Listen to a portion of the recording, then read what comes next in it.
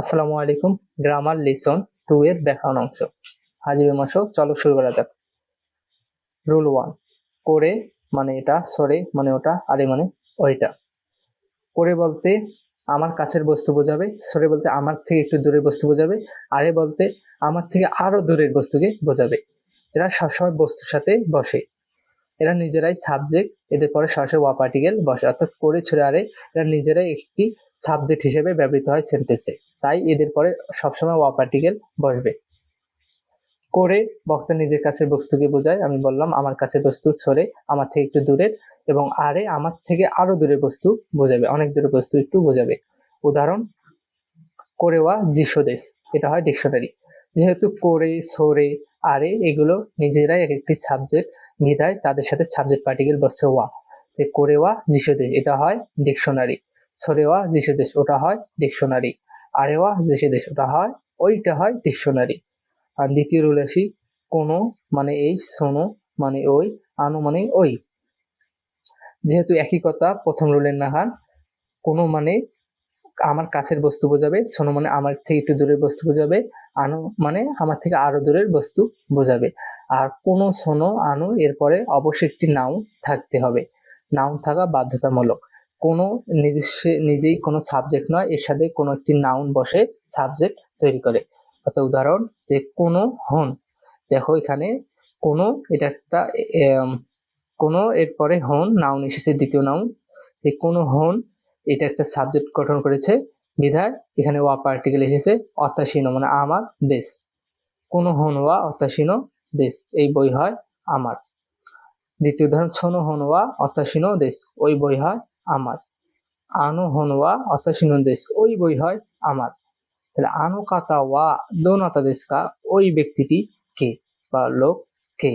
এখানে লক্ষণীয়, কোনো শোনো আনোর পর যে হন হন হন বসেছে, তার মানে কোনো এবং শোনো আনোর পর সরাসরি ওয়া পার্টিকেল বসবে না, যতক্ষণ না কোনো এর পরে একটি নাউন থাকে।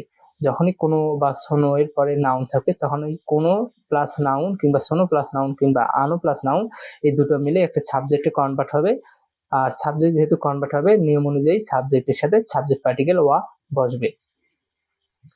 3 নম্বর রুল আসি, ছোদেশ মানে হ্যাঁ তাই, ছো জারি মাসেন তাই নয়। যে কোনো প্রশ্নের উত্তর যদি হ্যাঁ বা পজিটিভ হয়, তাহলে হাই ছোদেশ বলতে হবে। আর যদি উত্তর না বোধক বা নেগেটিভ হয়, তাহলে ইয়ে ছো জারি মাসেন বসবে। এই রুলসটা তাই আমাদের শেখাচ্ছে। উদাহরণ দিই, ছোরে ওয়া তেহন কাদেদেস কা, ওটা কি টেলিফোন কার্ড? যদি উত্তর হ্যাঁ হয়, তাহলে হাই হ্যাঁ, তবে সো দেশ হ্যাঁ তাই ওটাই, হাই তেহন কাদো দেশ, দুইভাবে উত্তর দেওয়া যায়, হাই স্বদেশ অথবা হাই তেহন কাদো দেশ। মূল বিষয়বস্তু হলো স্বদেশ দিয়ে উত্তর বলা যায় হ্যাঁ তাই সংক্ষেপে। আর যদি স্বদেশ না বলানো হয়, তাহলে হবে তেহন কাদো দেশ, কা উঠে যাবে, শুধু দেশ পর্যন্ত থেকে যাবে। অথবা আরো সংক্ষেপে বলা যায় হাই হ্যাঁ। আর দ্বিতীয়, সরে ওয়া তেহন কাদো দেশ কা, ওটা কি টেলিফোন কার্ড? যদি এটা নেগেটিভ ফর্ম হয়, তাহলে হবে ইয়ে হ্যাঁ না, সরি ইয়ে না। ছো জারি মাসেন ওটা নয় বা তাই না। ইয়ে চিগাই মাস মানে আপনার বক্তব্য ভুল বা আপনার ধারণা ভুল। ইয়ে তেরিহন কাদো জারি মাসেন, কাদো দেশ, এটা টেলিফোন কার্ড নয়, এটা হচ্ছে শুধু কাদো বা কার্ড অথবা ইয়ে।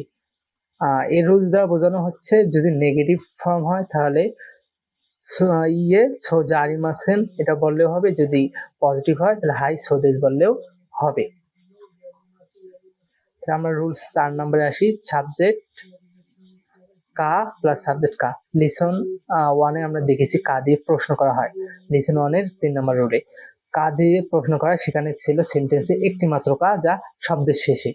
কিন্তু এখানে কা সবসময় বাক্যের শেষে বসে, আর একটি বাক্যে যতবার প্রশ্ন করা হয় ততবারই কা বসবেই, অর্থাৎ কা 2বার 3বার বসতে পারে। কিন্তু এখানে কায়ের উত্তর হবে, কায়ের উত্তরের ক্ষেত্রে হাই বা ইয়ে ব্যবহার করা যাবে না। যেমন আর একটা কথা বলে নিই, এখানে কায়ের কা মানেটা হবে নাকি কিনা, এটা নাকি ওটা, এমন বোঝাবে। যেমন করে ওয়া কিউ দেশ কা, নানা দেশ কা, এটা কি নয় নাকি সাত। এই যে এমন অর্থ বোঝালে করে দুটা কা ব্যবহৃত হবে। অর্থাৎ এখানে প্রশ্ন দুটা, এটা কি নয় নাকি সাত। যখন প্রশ্ন অধিক হবে তখন প্রশ্নের শেষে কা বসবে। তো কোরেওয়া কিউ দেস্কা, নানা দেস্কা, এটা কি নয় অথবা সাত, সাত নাকি নয়, নয় নাকি সাত, এরকম নাকি বোঝালেই কা ব্যবহৃত হবে। উত্তর হবে নানা দেশ কিংবা কিউ দেশ। এর উত্তরে এরকম সেন্টেন্সের উত্তরে হাই বা ইয়ে ব্যবহার করা যাবে না, কারণ ওখানে প্রশ্নে দুটো অপশন দেওয়া থাকে, যে কোনো একটা অপশন চয়েস করতে হয়, যেটা নয় কিংবা সাত। Rules 5, noun 1 plus no noun 2। আমরা এটা অধ্যায়ে 1-এর 5 নম্বর রুলে পড়েছি। নো মানে এর প্রথম নাউন দ্বিতীয় নাউন, এটা আমাদের আগে পড়া আছে। উদাহরণটা দেখি। কোরেওয়া অত্যাসীন হন্দেস, এটা হয় আমার বই। কোরেওয়া মানে এটা, করে যেহেতু নিজে একটা সাবজেক্ট পার্টিকেল, অত্যাসী মানে আমি, নো হয়ে গেছে আমার, এর আমি, অত্যাসীন মানে আমার, হন্দেস বই। এটা প্রথম একটা নাউন এবং এটা হচ্ছে নো পার্টিকেল, এটা দ্বিতীয় নাউন, অর্থাৎ N1 N2। এটা আমরা 5 নম্বর রুলে পড়েছি 1 নম্বর অধ্যায়ে। কোরেওয়া কম্পিউটার হন্দেস, এটা হয় কম্পিউটারের বই। ছেলে আরে ওয়া দাঁড়ানো খাবান্দেস, এটা কার বই, যে দাঁড়ানো মানে কার, খাবার মানে ব্যাগ, দেশকা কার ব্যাগ। ছেলে সাতো সানো দেয়, সাতো সানে, অর্থাৎ নো এখানে মূল বিষয়বস্তু হচ্ছে নো মানে এর বোঝাবে, র বোঝাবে। যেমন দাঁড়ি মানে কে, দাঁড়ানো মানে কিসের বা কার, দাঁড়ানো মানে কার, নো মানে এর। 4 নম্বর কোনো খাবানো বা আনাতা নো দেশকা, এই বাক্যে তোমার ইয়ে অতাশিনো জারিমাসেন, এটা আমার নয়। মিরাসানো আইএমসিনো শাইন দেশকা, মিরাসান কি আইএমসি কর্মচারী, হাই আইএমসিনো শাইন দেশ, আইএমসি কর্মচারী। আমরা 6 নম্বর রুলে আসি। ছো দেশকা, তাই নাকি। ছো দেশকার ব্যবহার, যে কোনো কাসাওয়া আনাতানো দেশকা, এই ছাতা কি তোমার। তখন উত্তরে যদি নেগেটিভ হয় তো ইয়ে চিগাইমাস, আপনার ধারণা ঠিক নয়। মিরা সুমিত্ত সান্ন দেশ, সুমিত্ত সানের ছো দেশকা, তাই নাকি।